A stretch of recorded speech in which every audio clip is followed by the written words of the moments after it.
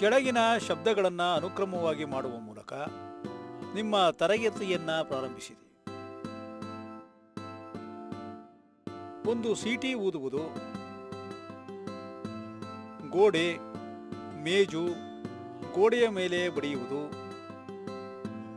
ಚಪ್ಪಾಳೆ ತಟ್ಟುವುದು, ಚಾಕುವಿನಿಂದ ಕತ್ತರಿಸುವುದು.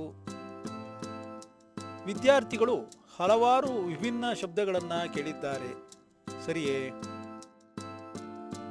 ಹೌದು ಟೀಚರ್. ನೀವು ಯಾವ ಶಬ್ದಗಳನ್ನು ಕೇಳಿದ್ದೀರಿ ಎಂದು ಯಾರು ಹೇಳುವಿರಾ? ನಾನು ಟೀಚರ್ ಹೇಳುತ್ತೇನೆ. ಹೇಳು ಮೋಹಿತ್. ಸೀಟಿಯ ಸದ್ದು, ನಂತರ ಚಪ್ಪಾಳೆ ಮತ್ತು ಚಾಕುವಿನ ಸದ್ದು. Very good Mohit.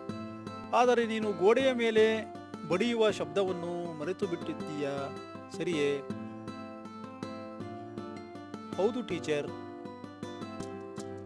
ಆದರೆ ನೀನು ಬಹುತೇಕ ಎಲ್ಲ ಶಬ್ದಗಳನ್ನು ಗುರುತಿಸಿದ್ದೀಯ.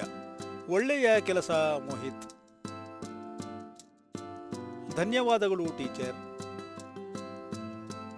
ಇಂದು ನಾವು ಅಂತಹ ಧ್ವನಿಯನ್ನು ಆಧರಿಸಿ ಒಂದು ಆಟವನ್ನು ಆಡುತ್ತೇವೆ. ನೀವು ಅದಕ್ಕೆ ಸಿದ್ಧರಿದ್ದೀರಾ? ಹೌದು ಟೀಚರ್. ಕೆಲವು ಆಸಕ್ತಿದಾಯಕ ಆಟಗಳನ್ನು ಆಡೋಣ.